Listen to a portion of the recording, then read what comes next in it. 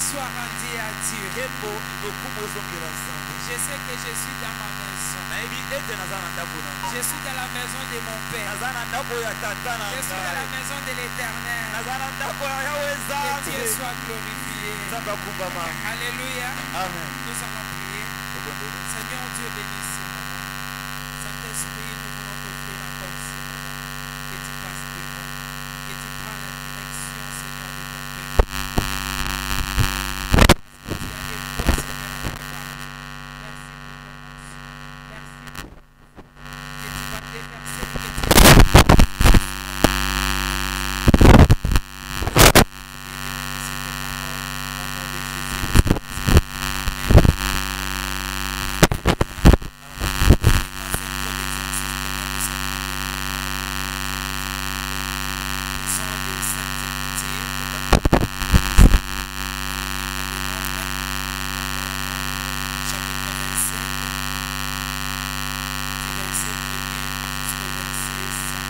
mais il est mort pour son péché. Il n'a point eu de fils. Pourquoi le nom de notre Père serait-il retranché au milieu de sa famille? Parce qu'il n'a point eu de fils.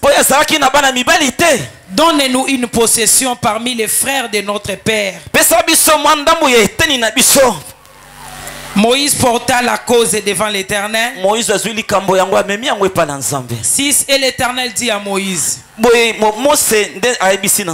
filles de Tchelotchak ont raison. Tu leur donneras un héritage, une possession parmi les frères de leur père.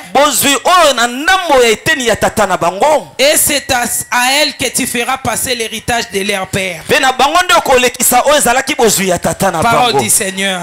Mettons-nous, que Dieu vous bénisse. Acclamons pour la parole de Dieu. Non, je disais acclamons pour la parole de Dieu. Bien-aimé, vous savez, à l'église, c'est l'endroit où nous faisons célébrer Jésus. C'est l'endroit où nous faisons dire merci à Dieu.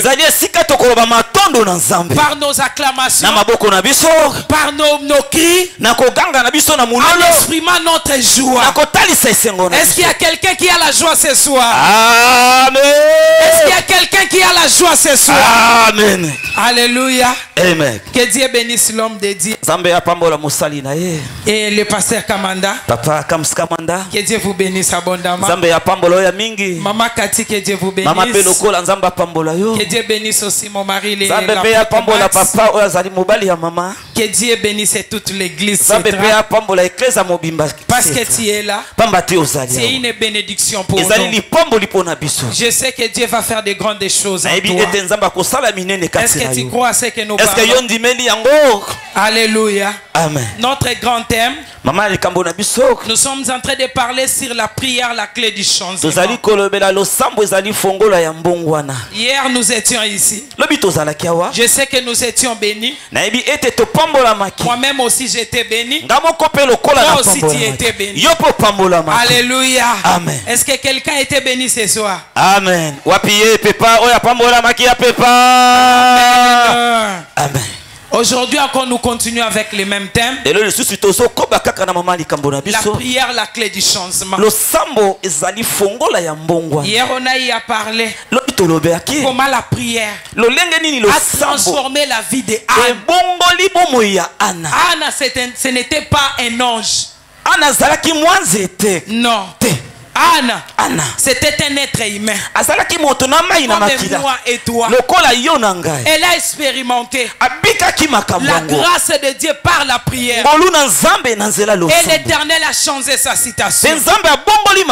Alléluia. Amen. Je ne te sens pas. Alléluia. Je ne te sens pas. Alléluia.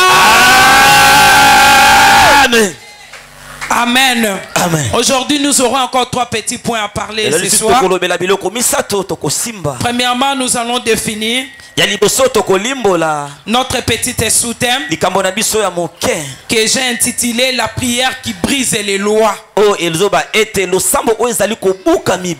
La prière qui brise les lois. Dis à ton voisin,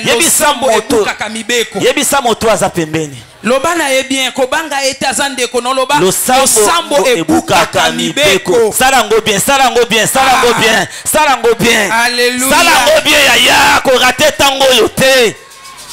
Amen. Amen. La prière brise des lois. Losambo ebukaka mibeko. Quel que soit l'envoûtement. Atako envoûtement. Quelle que soit la sorcellerie. Atako kindoki. La prière est plus forte. Losambo eleki makasi. Alléluia. Amen. Nous allons définir c'est quoi la prière qui brise les lois. Deuxièmement, nous allons parler sur faire les constants de ta citation. Et troisièmement, nous allons parler sur la prière qui brise les lois. Est-ce qu'on peut parler de la part de Dieu? Amen. Est-ce que tu es prêt? Amen. Que Dieu te bénisse. Amen. Bien aimé, la prière comme on a défini hier. La prière, c'est un dialogue, une conversation entre l'homme et Dieu. C'est-à-dire toi, moi, nous sommes créés par quelqu'un. Cet être-là, c'est celui qu'on appelle notre Dieu. Au-dessus de tout. Si nous avons des besoins, nous devons lui parler. On nous a créés pour que nous soyons en contact avec lui. Cet contact s'appelle la prière. Est-ce qu'il y a quelqu'un qui comprend? Les lois, c'est quoi? Les lois, c'est l'ensemble des règles, des obligations, voire même des principes écrites auxquelles toutes les personnes doivent se conformer. Dans les lois, ce sont des règles qu'on a mis, qu'on a établi pour tout le monde est censé d'obéir, de fléchir. Est-ce que tu es là ce soir? Amen. On est en train de parler aujourd'hui. Notre famille, on a érigé une loi. Ce sont des règles, des principes qu'on a eu à établir. Ça peut être par tes arrière-parents. Ça peut être par tes propres parents. Ça peut être dans l'avenue où tu habites. Ça peut être dans les quartiers où tu vis. Ça peut être dans la commune où tu vis. Cela peut être dans une société là où tu travailles. On peut mettre aussi des lois dans les marchés là où tu vends. Alléluia. Amen. On peut ériger des lois partout. Il y a des lois partout. Dans la spiritualité, il y a des lois. Dans les physiques, il y a des lois. Est-ce qu'il y a quelqu'un qui me comprend? Amen. Toi, ne te dis pas. Ne te dis pas. Moi, ça me concerne pas.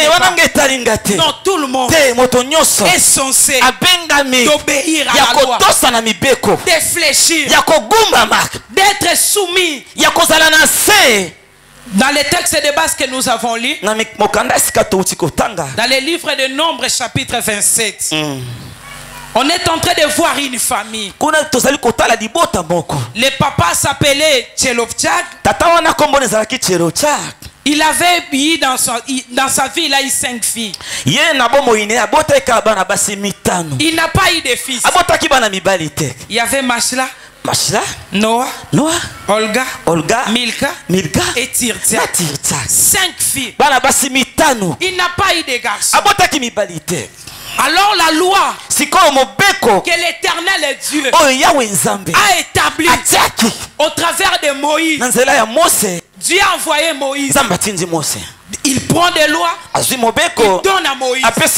Va, parle Parle aux enfants d'Israël qu'ils vont faire ceci. Si on se soumet pas, la loi va peser sur toi.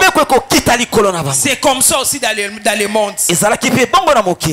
monde physique, il y a des lois qu'on a mis. Par exemple, dans des familles, et les femmes dans cette famille ne vont pas se marier, ne vont pas se réjouir. Les gens, les femmes vivront la pauvreté.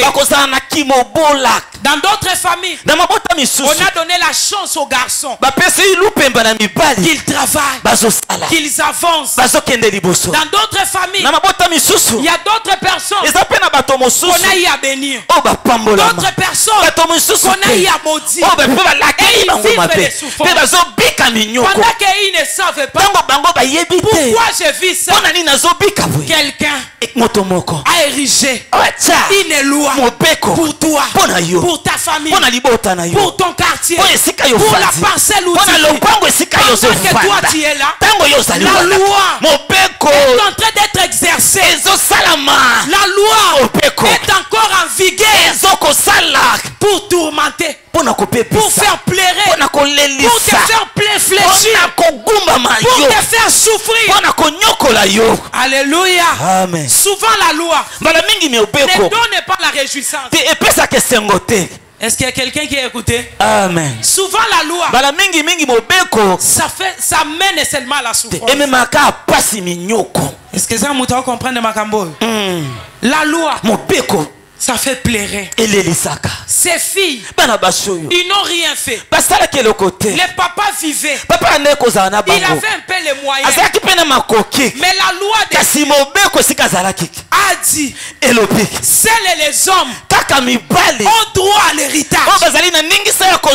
Les filles, les femmes n'ont pas droit à l'héritage. Qui a érigé la loi? C'est Dieu. Au travers de Moïse, Dieu a dit. Alléluia. Amen. La loi était en vigueur. Ça pesait sur tout le monde. Quelle que soit ta beauté, quelle que soit ta force, quel que soit ce que tu es, la loi ne te voit pas. Alléluia. Amen. La loi ne voit pas tes diplômes. La loi ne voit pas les français que tu parles. La loi exerce sa puissance sur toi. Parce que dans la loi, il y a une force. Dans la loi, il y a une puissance qui agit. Ces filles, après la mort de leur père, dans le désert, parce que ses papas avaient péché, ces filles commençaient à souffrir. Il y avait la souffrance. Ils voyaient les biens de leur papa entre les mères de leurs frères, qui prenaient les biens, qui prenaient les véhicules, qui prenaient des parcelles, qui prenaient des comptes en banque. Mais comme ils étaient femmes, la loi pesait. La loi apportait la souffrance. Je vais te dire ce soir, quelle est la loi qui est en train de dominer sur ta vie? Mais je te dis, dans la prière, il y a les changements. Dans la prière, il y a une force qui brise les lois. Quelle que soit la loi, est en train de te faire pleurer. Ne te découragez pas. Ne te découragez pas. Il y a un moyen. Il y a un moyen. Cet moyen, nous l'obtenons rien que par la prière. Alléluia. Amen. Dans mon deuxième point, faire les constants de ta citation. Regarde un peu ta vie. Souvent quand nous venons à l'église, nous nous focalisons à voir seulement les autres. Alléluia. Amen. Touti famille mon côté. Hein? Touti famille mon côté. Makambo eso bundisi yango eso bundisanga. Tozako komoko. Toi dans ta famille il y a des lois qui est différent Peut-être de la personne que toi tu es en train d'envier. Vis-à-vis de ta citation, tu dois être responsable. Tu es mis responsable de ta vie. Tu dois veiller que ta vie change. Tu dois veiller que ta vie prospère. Tu dois veiller que ta vie soit bénie. Comment pour échouer? Est-ce que non l'homme est là-bas? Je te dis que tu n'es pas né pour jouer. Tu es né pour réussir. Est-ce que je parle à quelqu'un? Tu es né pour réussir. Si l'autre a échoué, lui a échoué. Tant pis pour lui. Je suis né pour faire. Je suis né pour réussir. Je suis né pour triompher. Je suis né pour être élevé.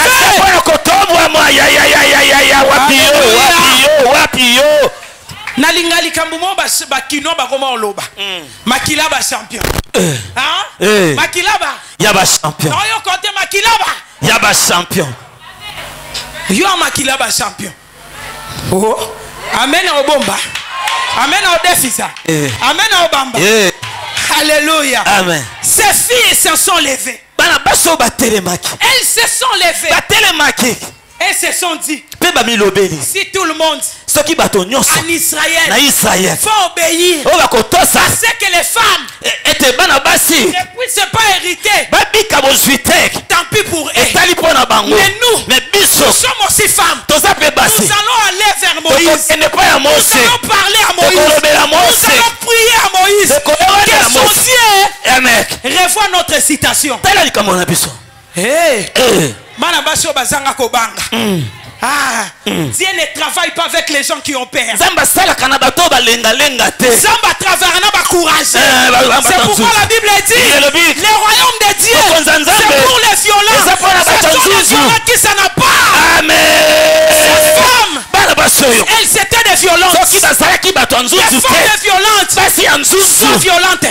Dans les choses de Dieu soient violentes. Dans les choses de Dieu soient violentes.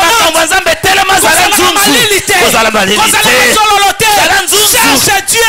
S'il faut prier, prie. S'il faut jeûner, jeûne. S'il faut venir à l'église, viens. S'il faut donner des sacrifices, donne. Est-ce que je parle à quelqu'un? Amen. Arrête avec ce langage négatif.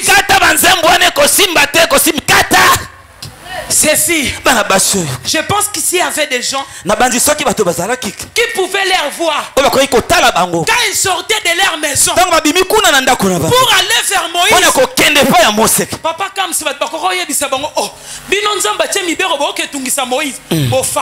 courageux au sueur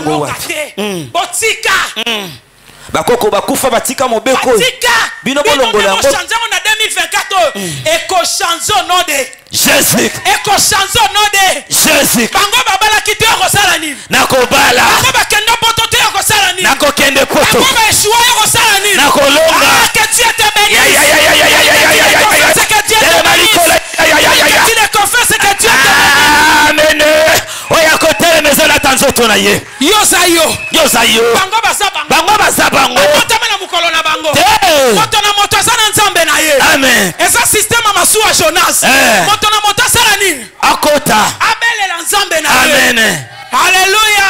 Amen. Ngana koma obenga ngobongo système masuwa Jonas. Toza twana masuwa Jonas. Tozodinda. Cetra. Olonga tetalio.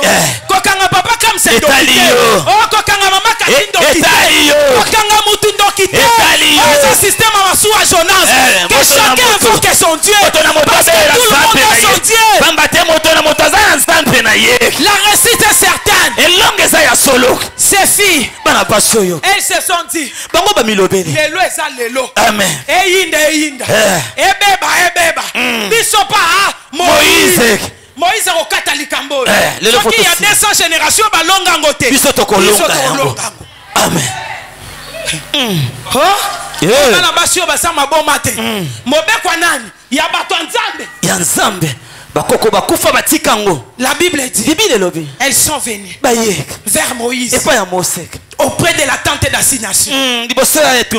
Devant les sacrificateurs Éléazar. Tout Moïse, les sacrificateurs devant la tente. Devant côté. On est à le parlement. Et ça le siège. C'est ce qu'on appelait la tente d'assignation. Amen. Elles sont venues. Mais yo mobali obanga nini? Olenga nini? Ah maman. Les femmes. Basi. Yango basi. Wapi basango? Wapi basango la seta. Wapi basi la seta. Basi la seta. Mais c'est l'image de Jésus. Mais c'est l'épouse de Jésus. Maman seta. Obayela parlement ya Nzambe. Po mibeko kweya. Mibali ba otala basi ba ye liboso assemblée nationale ba ko changer mibeko poussana ka liboso nzambe poussana ka par la prière approche-toi de Dieu approche-toi de Jésus pena nzambe muto bangisa oto nzamba koyoka otelo kuta Dieu c'est le père de tout le monde. Notre père qui est toi. Tata na biso azali kolo. Azape tata na yo. Amen. Ayebisa fosa sa tata na yo. Aza tata na yo bisa ye. Nzamba sa tata na yo. Salango bien yebisa ye salango bien. Ata ya so sanza moto nzamba sa pe tata na yo. Amen. Ata azo kuya azo kita nzamba tata na yo. Kuta grimace yo te. Amen. Dieu c'est le père de tout le monde. Bazali tata batonyo. Ces filles ont compris. C'est Dieu là qui a mis la loi. C'est notre Dieu. C'est notre créateur. Nous sommes ses filles. Nous devons rentrer à lui. Ça va changer notre situation. Parce que nous souffrons. Notre héritage est arraché. Nous devons aller briser cette loi. Dans mon troisième point, la prière qui brise des lois. Dans la prière, les lois sont brisées. Dans d'autres familles, vous allez voir, les gens n'atteignent même pas 50 ans. Ça peut être aussi dans ta famille. Les gens n'atteignent pas 60 ans. Ça c'est. Mais toi, tu dois être comme les filles de Théologia pour changer la loi, pour briser la loi, pour changer les données, pour changer les statuts, pour changer les choses. Non, mutata mola na mutuka na libota notelo banga mtaliboso. Na banji kutu ba kama we lobela ndeni. Lola. Na banji ba oseko ba bien. Na banji ba okamwa yo. Sanga kondimba. Senga na saki ata mutu. Ngamo taliboso na otambola na mutuka. Alléluia. Amen. Ces filles devant Moïse, elles savaient parler. Elles savaient parler. Moïse, notre père, est décédé dans les déserts. Nous souffrons. Les frères de notre père, ils ont notre héritage. Permets-nous d'hériter avec les frères de notre père. Alléluia. Amen. Moïse les a écoutés. C'est ça la prière. Dieu écoutait la prière. Moïse c'est l'image de Dieu. Moïse c'est l'image du serviteur de Dieu. Moïse c'est l'image de ton pasteur. Quand il y a une difficulté, viens vers l'homme de Dieu. Viens lui parler. Viens lui demander qu'il puisse prier pour toi. Et son Dieu il changera ta situation. Ces jours-là, Moïse les a regardés. Ces 5 femmes. Elle pouvait aussi leur dire Bozonga. Bino botanga mibeko te. Bino boye po changer mibeko nzambe. Dieu ne change pas. Alléluia. Amen. Dieu ne change pas. Mais ces jours-là, Moïse les a écoutés. Il les a dit, attendez, moi je vais rentrer. Je vais parler à Dieu dans la tente d'assignation. Ce que Dieu me dira, je vous l'annoncerai. Alléluia. Amen. Dieu écoute la prière de tout le monde. Ne te sous-estime pas. Ne pense pas que Dieu ne t'aime pas. Je te dis qu'il y a une personne qui t'aime. Puisque tout le monde, c'est Jésus. C'est Jésus. Parce qu'il est mort à la croix. Il a donné sa vie pour que toi tu sois sauvé. Ces jours-là, Moïse est allé consulter le roi des rois. Là où on est en train de créer des lois. Les lois du ciel qui écrasent les lois des sorciers de ta famille. Qui écrasent les lois de malédiction de ta famille. Qui écrasent les maris de nuit, les femmes de nuit, les blocages, la pauvreté, la mort, la maladie, les lois célestes, efface les lois de ce monde. Car notre Dieu, c'est le législateur suprême. Est-ce qu'il y a quelqu'un qui a écouté ce que je dis? Le législateur suprême. Non, muto asala kamibe. Taleza na libota na bino koko na bino aloba. Lelo législateur suprême akiti. Akiti. Amen. Ataba kufa il y a combien d'années? Législateur suprême. Moto asala kamibe. Amen. Amen. La signature va signer. Écrasé dans le nom de Jésus. Amen. Les législateurs suprêmes.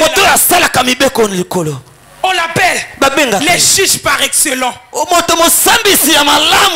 Les législateurs est là. Lui-même qui a créé la. Il a écouté Moïse en train de plaider pour les filles de Tchelotchar. Il a regardé.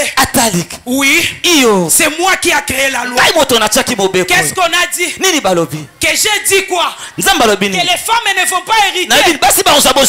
Oui, les femmes ne vont pas hériter. Mais Moïse, qu'est-ce que tu dis? C'est comme ces jours là. Dans Jean chapitre 8, pendant qu'on avait amené la femme qui avait commis l'adultère, tout le monde était là. La loi a dit il faut les lapider, il faut les tuer. On a jeté devant Jésus. Oh Jésus, c'est lui là, le législateur, lui qui était avec Moïse. Moïse est tranché pour les filles de Tchelotchar. C'est celui-là qui était là pour défendre la femme adultère. Tout le monde était là. On attendait le coup de sifflet de Jésus. Elle a commis l'acte sexuel avec un autre mari. Pendant qu'elle est mariée, la loi nous a dit de la tuer. Jésus regardait à terre. Il écrivait. Il a dit moi, dans Nombre chapitre 27, j'avais aboli la loi qui condamnait la femme. Aujourd'hui encore, l'homme est parti. Akimisi mobali. Moi sinde bayena bomaye. Ngana kobomate. Parce que je suis la fin de la loi. Je te dis ce soir, Jésus-Christ, c'est la fin de la loi. Toute la loi qu'on est incarcéré, toute la loi qu'on a écrit dans ta vie, Jésus-Christ, c'est la fin de la loi. C'est la fin de la loi. C'est la fin de la loi. Qu'est-ce qu'on a dit? Qu'est-ce qu'on a dit? Qu'est-ce qu'on a dit? Jésus est la fin de la loi. Ces filles, ils attendaient la réponse de Moïse.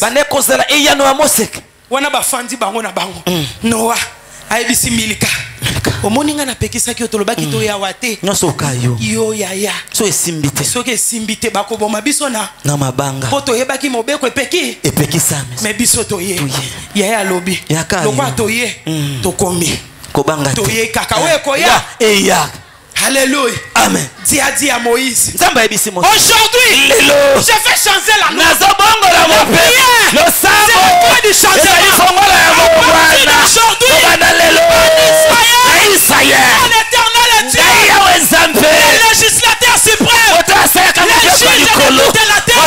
Je me lève pour changer la loi. Pour briser la loi.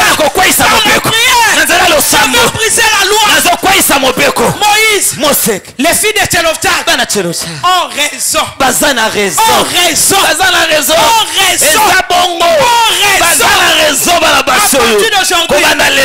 Tout est homme qui mettront au monde les filles sans un garçon. Ils ont droit d'hériter ça c'est l'acquittement. Jésus est venu pour t'acquitter de toutes tes lois. Condamné qui a donné raison à ces femmes que la loi qui était brisée. La loi les avait condamnés. La loi les avait marginalisés. Mais ces jours-là, Dieu éternel, Jésus-Christ les a donné raison. Toi aussi, même si on t'a dit que tu n'iras nulle part, que dans ta famille personne ne peut lever sa tête, mais moi je te dis, Jésus annule cette loi. Il annule cette loi. Il annule cette loi. Maladie, les maladies héréditaires, maladie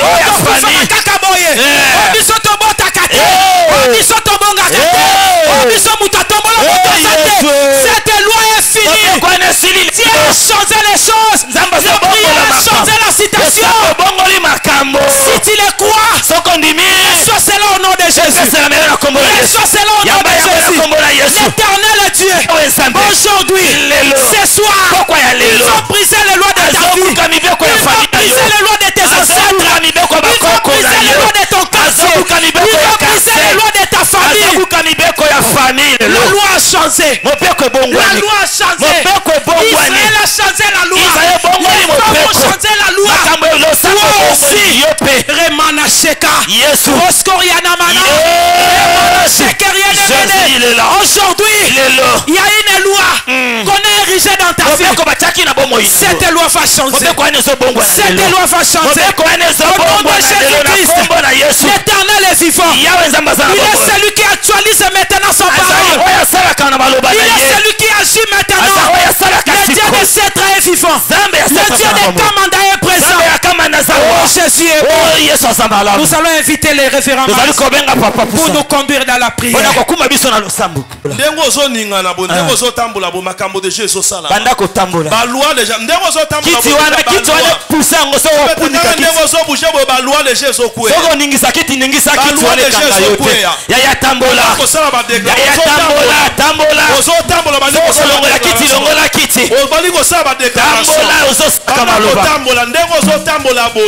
Maladie ezolongwe na nzoto. Liwe ezolongwe na nzoto. Bila kele mabenyo ezolongwe na nzoto. Kaka ndenge ozotambola. Bible lobete, je vous ai donné le pouvoir de marcher. De marcher. Commence à marcher sur cette situation. Commence à marcher sur cette situation. Commence à marcher sur cette situation. Commence à marcher sur cette loi. Commence à marcher sur cette loi. La loi de la pauvreté. La loi de la mort. La loi de la mort. La loi de la pauvreté. Cette loi de célibat. Parce que bandako loba maloba. Bandako loba sko maloba. Osako va kotelemela mobeko wana. Ndeko ozotambola bo bandako telemela mobeko wana. Mobeko ya kozanga. Mobeko wana ya célibat. O bobotaka te na famille na bino. Na bandiko nyata. Na bandiko nyata sikoyo. Parti à l'élo. Mobeko nyoso. Oye chama na botata na nga. Na bandiko nyata yango. Mobeko nyoso nakuta na botata na nga. Mobeko nakuta na bo mama na nga. O nakuta na bo mama. Nazo nyata yango. Nazo nyata yango. Nazo nyata yango. Ezo kweya na sama kolo. Nazo nyata. Mobeko nyoso nakuta na botata. Mobeko nyoso beta maboko. Beta maboko. Kuna yozo nyata. Kuna yozo nyata. Ozo nyata. Enyata malelo. Enyata ma. Mobeko nyoso. Mobeko nyoso.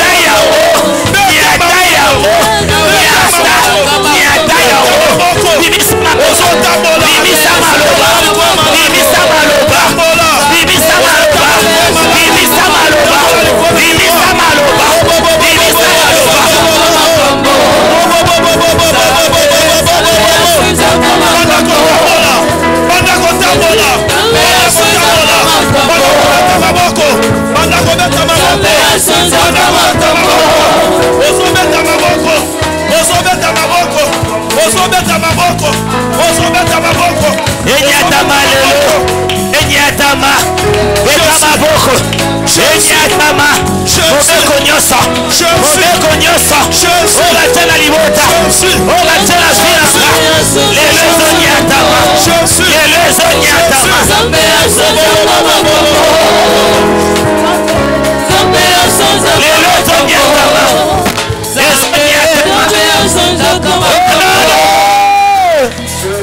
Écoute-moi bien aimé. Aujourd'hui, quelque chose va changer dans ta vie. Aujourd'hui, quelque chose va changer dans ta vie. Je vois la loi de ta famille tomber. Je vois la loi de la maladie tomber dans ta vie. Je vois la loi de la mort tomber dans ta vie. Je vois la loi de la stérilité tomber dans ta vie. Oh, Dieu va te faire monter. Tu vas monter. Tu vas monter. Tu vas monter. Tu vas monter. Tu vas voyager. Ta vie va changer. Tu seras la première personne à faire ce que personne n'a fait. Lève ta main droite. Lève ta main droite. Dis après moi. Kolo Yesu. Kolo Yesu. Osola ba ona maseki bon. Kolo Yesu Kristo. Kolo Yesu Kristo. Pokwa na lelo. Na pokwa ya lelo. Ngai Max Bongo. Ngai Kalunda Mabutu wiki lelo. Max Bongo. Ngai Kalunda lewa. Na pokwa na lelo. Na pokwa ya lelo. Mobeko nyonso. Mobeko nyonso. Oye kanga ngai. Oye kanga ngai. Ekanga papa na ngai. Ekanga papa na ngai. Ekanga mama na ngai. Ekanga mama na ngai. Ekanga bandeko na ngai. Ekanga bandeko na ngai. Lelo. Lelo. Lelo. Lelo. Mobeko wana. Mobeko wana. Influence na yango. Influence na yango. Vinanga. Vinanga. Ekwei. Ekwei. Ekweya. Ekweya. Solo geste ekweya. Ekweya. Solo geste ekweya. Ekweya. Ekweya. Ekweya. Elongwa. Ekweya. Elongwa. Ekweya. Elongwa. Elongwa. Abanda kobeta maboko. Ekweya. Ekweya. Ebanda kokweya. Ebanda kokweya. Elongwa. Nakombola Yesu. Mobeko nyonso. Ebanda kifinanga. Ebanda kokweya. Ebanda kokweya. Nakombola Yesu. Mobeko nyonso. Ekanga kifinanga. Ebanda kokweya. Ebanda kokweya. Etika vinanga. Etika vinanga. Ebanda kokweya.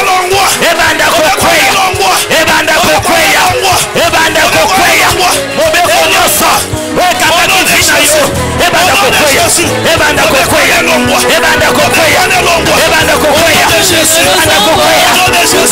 Ebanda kokweya. Ebanda kokweya. Mobeko nyonso. Elimita kifinanga. Nakombola Yesu. Nakombola Yesu. Ebanda kokweya. Ebanda kokweya. Ekweya. Ekweya. Ekweya. Ekweya. Ekweya bebisama. Mobeko nyonso. Mobeko nyonso. Ekanga kifinanga. Ekanga kifinanga.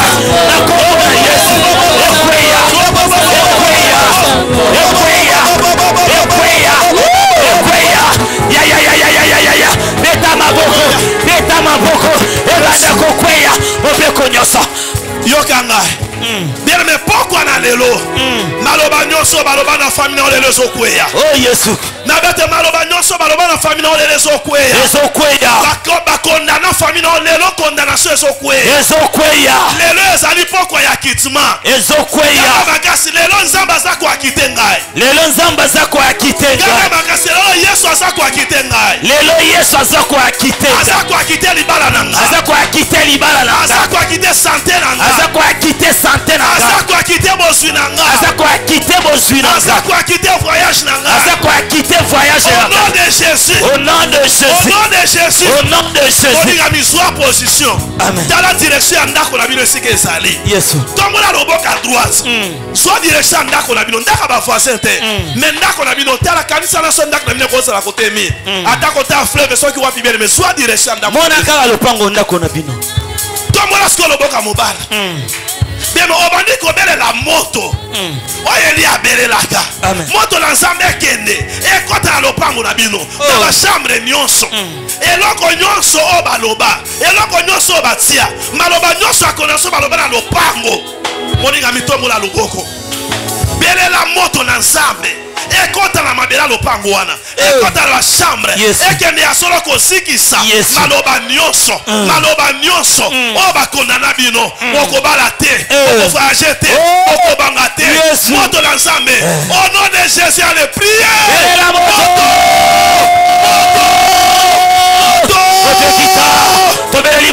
nzamba lola moto na yekita na lopango sika tovandi tikisa maloba nyonso epesaka na lopango sika tovandi ebanda kopela moto moto nzambe kita eba kotumba ebanda kosikisa maloba nyonso obasaka obabimisa lopango sika tovandi ebanda kopela moto ebanda kopela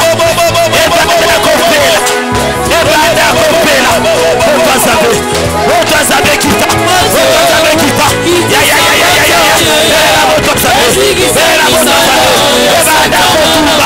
ebanda kosikisa maloba nyonso obanda kopeza likola vino na lopango eyamba moto ebanda kopela moto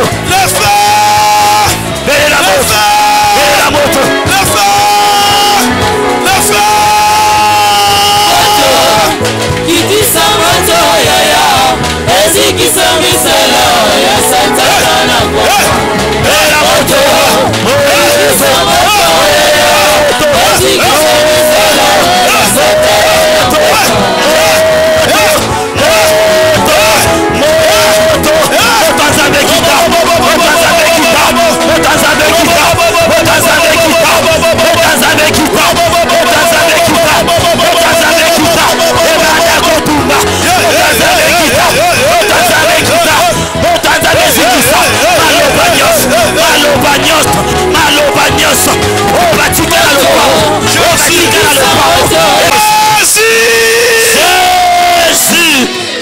Il est là. Il est là. Azayawa. Il est là. Azayawa. Il est là. Azayawa. Il est là. Azayawa. Il est là. Azayawa. Il est là. Azayawa. Il est là. Il est là. Azayawa. Il est là. Azayawa. Il est là. Azayawa. Il est là. Azayawa. Quel est vent de l'esprit? Quel est vent de l'esprit? Vous pouvez pas molimo. Quel est vent de l'esprit? Pas molimo. Quel est vent de l'esprit? Vous pouvez pas molimo. Quel est vent de l'esprit? Pas molimo. Quel est vent de l'esprit? Vous pouvez pas molimo. Traverse maintenant. Vous pouvez pas molimo. Ça traverse maintenant. Vous pouvez pas molimo. Ça traverse maintenant. Traverse maintenant. Vous pouvez pas molimo. Ça traverse maintenant. Vous pouvez pas molimo. Ça traverse maintenant. Vous pouvez pas molimo. Ça traverse maintenant. Quel est vent de l'esprit? Vous pouvez pas molimo. Ça traverse maintenant. Vous pouvez pas molimo. Ça traverse maintenant.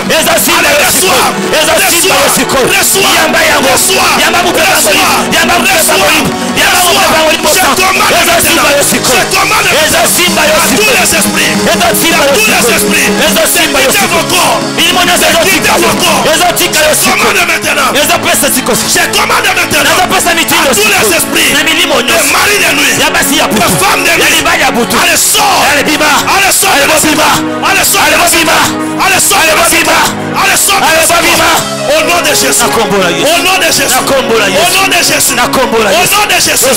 Toutes les paroles de la malédiction qui ont été prononcées dans ta vie aujourd'hui comme le prophète. J'annule cela. J'annule cela. J'annule cela. J'annule cela. J'annule cela. J'annule cela. J'annule cela. J'annule cela.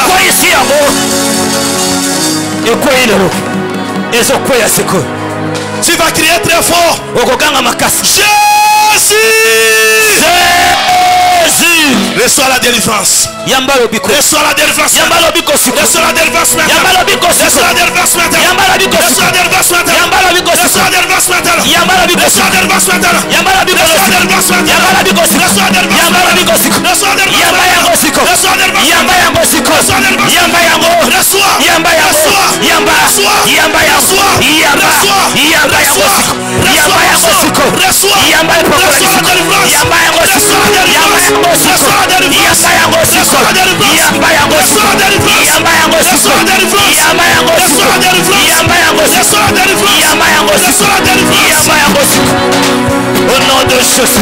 Quel est vent de l'esprit? Au nom de Jésus. Quel est vent de l'esprit? Pas mon limo sang. Quel est vent de l'esprit? Pas mon limo sang. Quel est vent de l'esprit? Pas mon limo sang. Quel est vent de l'esprit? Pas mon limo sang. Quel est vent de l'esprit? Pas mon limo sang. Travaille maintenant. Travaille maintenant. Quel est vent de l'esprit? Travaille maintenant. Travaille maintenant.